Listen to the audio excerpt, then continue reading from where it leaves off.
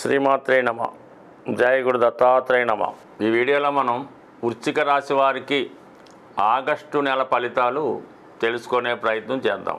మరి వృశ్చిక రాశి వారికి ఈ నెలంతా కూడా పట్టిందల్లా బంగారమే అని చెప్తాను. సహజంగా వీరి యొక్క దూకుడు స్వభావానికి, తొందరగా ధనం సంపాదించాలనే మీ యొక్క తాపత్రయానికి ఖచ్చితంగా కుజుడు లాభస్థానంలోకి రావడం వల్ల సంపూర్ణంగా మీకు సహకరించడం జరుగుతూ ఉంటుంది. అంటే ముఖ్యంగా మీకు శత్రువుల నుంచి మిత్రులుగా మారే అవకాశం ఉంది. మీరు ఎవరికైతే ధనం అప్పుగా ఇచ్చి ఉన్నారో వారి దగ్గర నుంచి తిరిగి వచ్చే అవకాశం ఉన్నది. సహజ 6వ స్థానమైనటువంటి కన్యా రాశి మీకు లాభస్థానం అయింది.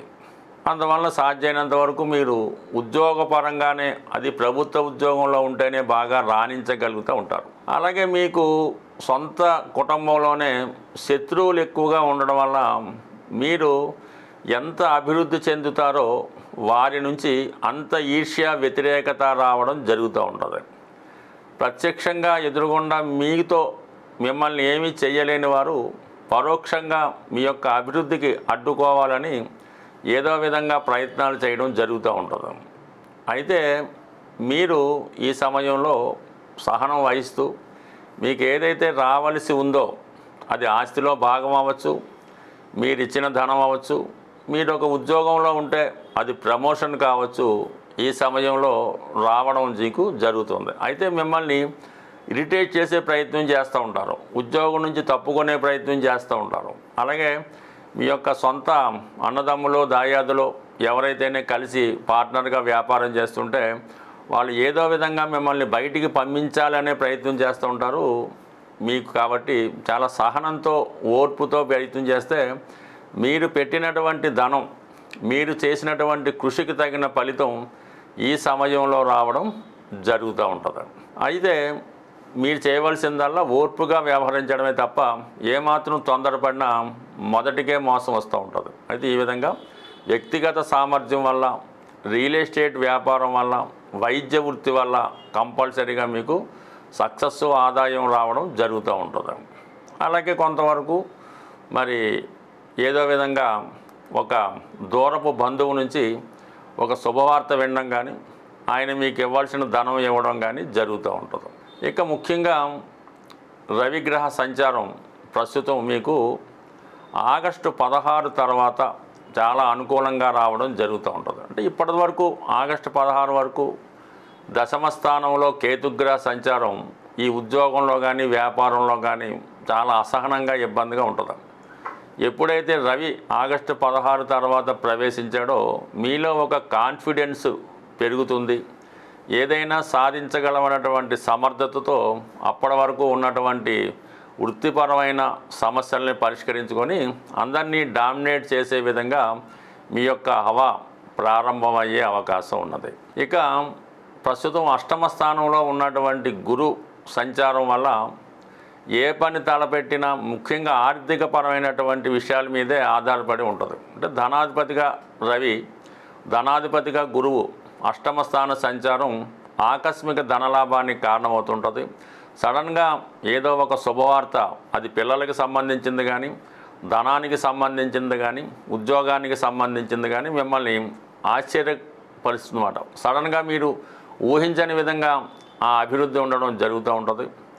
అలాగే మనకి భాగ్యస్థానంలో ఈ ఆగస్టు 20వ తారీఖు తర్వాత శుక్ర బుధగ్రహ సంచారం వల్ల అనూహ్యంగా మీ యొక్క జీవిత భాగస్వామికి, అంటే భార్య లేదా భర్తకి కంప్లీట్గా మంచి విదేశ అవకాశం కానీ, ఉన్నత విద్య అవకాశం కానీ రావడం జరుగుతుంది. వ్యక్తిగతంగా మీరు ఏదన్నా ఉన్నత విద్య కొరకు, అంటే పీజీలో ప్రవేశించాలి, ఒక మెడికల్ రంగంలో కానీ, ఇదంటే ఇంజనీరింగ్ రంగంలో కానీ ఉన్నత విద్య అవకాశాలు, డాక్టరేట్ లాంటి డిగ్రీ కోసం ప్రయత్నం చేస్తుంటే ఈ నెల 20వ తర్వాత మీకు అటువంటి అవకాశాలు రావడం, పెండింగ్ సంబంధించినటువంటి విద్య ఏమైనా ఉంటే పూర్తి అవ్వడం, సర్టిఫికేట్ లాంటివి మీకు రావడం, చిన్న చిన్న చికాకులు, కొన్ని ఇబ్బందులు ఉంటే ఇవన్నీ కూడా సాల్వ్ అయ్యే అవకాశం ఉంది. అయితే విద్యార్థులు చాలా వరకు ఎక్కువ కృషి చేయవలసి ఉంటుంది. రొటీన్గా మీరు ఒక చదివేదానికన్నా ఎక్కువగా కష్టపడవలసి ఉంటుంది. ఏదైనా అవసరమైతే ఒక హాస్టల్లో కానీ, ఒక ప్రశాంతమైనటువంటి ప్రదేశంలో చదువుకోవడం వల్ల ఎక్కువగా మీకు లభించే అవకాశం ఉంది. ఎందుకంటే ఇక్కడ మనకి మరి మన శని భగవానుడు కూడా పంచమ స్థానంలో ఉన్నప్పుడు ఎలాగుంటుందంటే ఎంత చదివినా కూడా ఈ చిన్న చిన్న బిట్టులు లాంటివి మర్చిపోవడం జరుగుతూ ఉంటుంది. పైపించి ఆ శని భగవానుడు వక్రించి చతుర్థ స్థానం మీద తన దృష్టి పెట్టడం వల్ల చదువులో వెనకబడి ఉండడం, చదివింది జ్ఞాపకం రాకపోవడం, అంటే మీరు ఏదైతే ర్యాంక్ సాధిస్తారని అనుకుంటారో మీ తల్లిదండ్రుల యొక్క ఆశల్ని నిరాశపరిచే అవకాశం ఉంటుంది. దానివల్ల ఏంటంటే విద్యార్థులు తప్పనిసరిగా కష్టపడి చదవవలసి ఉంటుంది. అయితే కొన్ని అనుకోని పరిస్థితుల్లో ఒక స్థిరాస్తి అమ్మాలనుకునే మీ ఆలోచన ఈ సమయంలో నెరవేరే అవకాశం ఉంటుంది. అయితే మీ యొక్క ఆస్తి మీదైనప్పుడు కూడా అది ఇతరుల ఆధీనంలో ఉండడం వల్ల, ఇతరుల పెత్తనంలో ఉండడం వల్ల అది మీకు అమ్మనకుండా చాలా ఇబ్బంది పెడతా ఉంటారు. వచ్చిన దాన్ని మార్కెట్ వాల్యూ కన్నా చాలా తక్కువగా అడిగే ప్రయత్నం చేస్తూ ఉంటారు.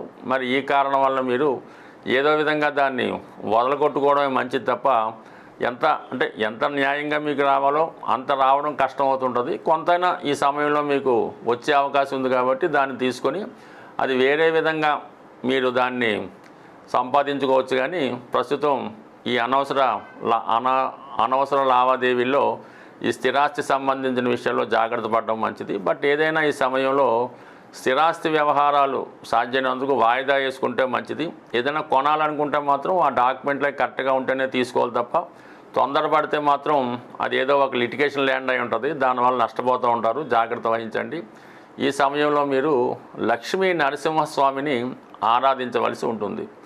అయితే ఒక యాదగిరి గుట్ట కానీ ఏదో ఒక లక్ష్మీ నరసింహస్వామి క్షేత్రాన్ని సింహాచలం కానీ దర్శించుకొని అక్కడ విధి విధానంగా స్వామిని వేడుకోవడం వల్ల కంపల్సరీగా భూమికి సంబంధించిన లావాదేవీలు, అన్నదమ్ములతో ఉన్న ప్రాబ్లమ్స్, అలాగే రుణ సమస్యలు చాలా వరకు సాల్వ్ అయ్యే అవకాశం ఉంటుంది. సాధారణంగా మన జన్మజాతకం బాగుంది, గోచారంలో కూడా గ్రహాలు అనుకూలంగా ఉన్నాయి, అయినా కూడా సరైన ఫలితం రావటం లేదు అంటే మాత్రం మన గృహంలో వాస్తులో కంపల్సరీగా ఏదో ఒక తేడా కానీ ఇబ్బంది కానీ ఉండే అవకాశం ఉంటుంది.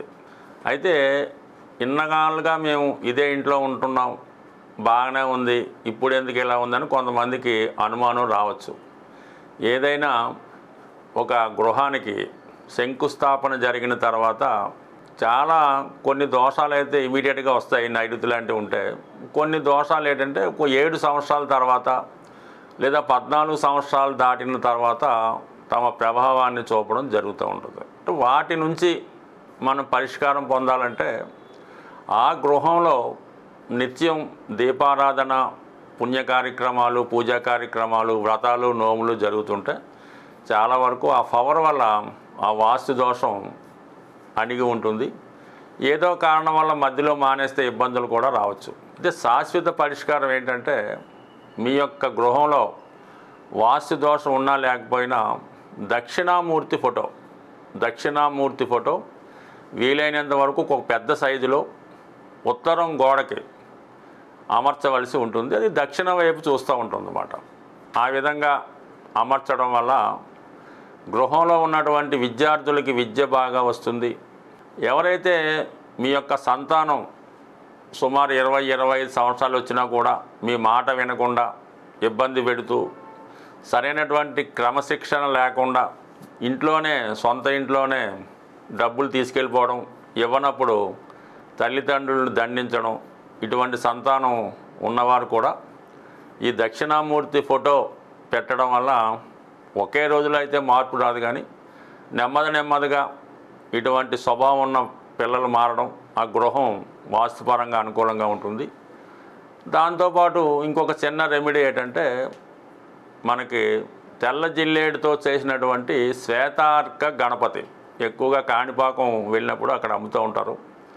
అది ఒకటి తెచ్చుకొని గృహంలో ఎక్కడ పెట్టినా పర్లేదు, అది 1 సంవత్సరం పాటు ఆ గృహంలో ఉన్నటువంటి వాస్తు దోషాలని కాపాడుతూ ఉంటుంది. 1 సంవత్సరం అయిన తర్వాత మళ్ళీ దాన్ని నిమజ్జనం చేసి కొత్త దాన్ని పెట్టుకోవడం వల్ల కంపల్సరిగా చిన్న వాస్తు దోషాలు సాల్వ్ అవుతాయి.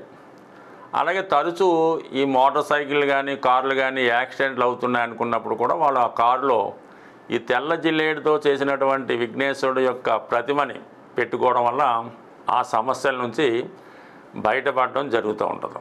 సహజంగా ఈ తెల్ల జిల్లేడు చెట్టు ఒక 100 సంవత్సరాలు ఆ పైన ఉన్నప్పుడు సహజంగానే వాటి వేర్లు వినాయకుడి రూపంలో ఏర్పడడం జరుగుతుంది. అదృష్టవశాత్తు అది ఎవరికన్నా లభిస్తే అలా మొత్తం ఏ విధంగా కటింగ్ చేయకుండా ఆ రూపాన్ని అలాగే తీసుకొచ్చి మన గృహంలో కానీ లేదంటే దానికి ఒక దేవాలయం కట్టి పూజించుకోవడం వల్ల ఎన్ని తరాల నుంచి వచ్చినటువంటి ఇబ్బందులన్నా తొలుగుతాయి. ఎంత గొప్ప రోగమైన నుంచైనా బయటపడడం జరుగుతూ ఉంటుంది. ఇది సాధారణంగా వాస్తుపరమైన సమస్యలు ఉన్న వాళ్ళకి. ఇంకా జనరల్ ప్రాస్పరిటీ నిమిత్తం ఒక చిన్న పరిహారం ఎక్కువగా ఇది ఉత్తరాదిలో ఈ ఒరిస్సా ప్రాంతంలో కానీ బీహారు లేదంటే యూపీ ప్రాంతాల్లో ఎక్కువగా వాడుతూ ఉంటారు.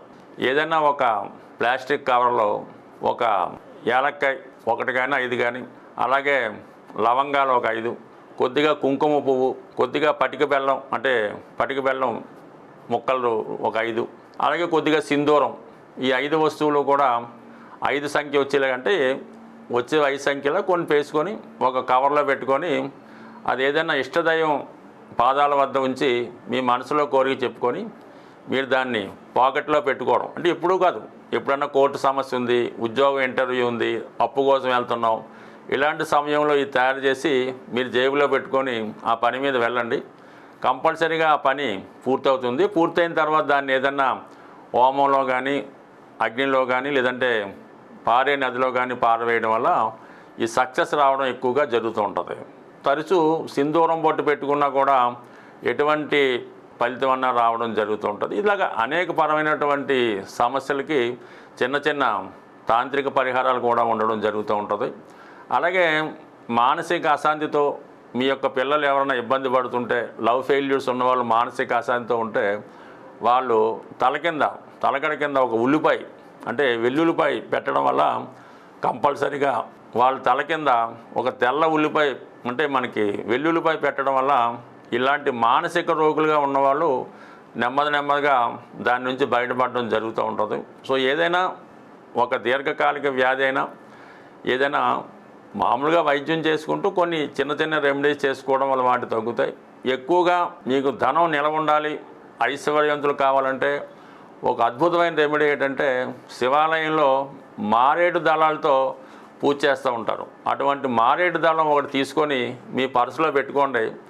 అది ఎంత ఐశ్వర్యాన్ని ఇస్తుందో మీరే ఆశ్చర్యపోతారు. స్వస్తి.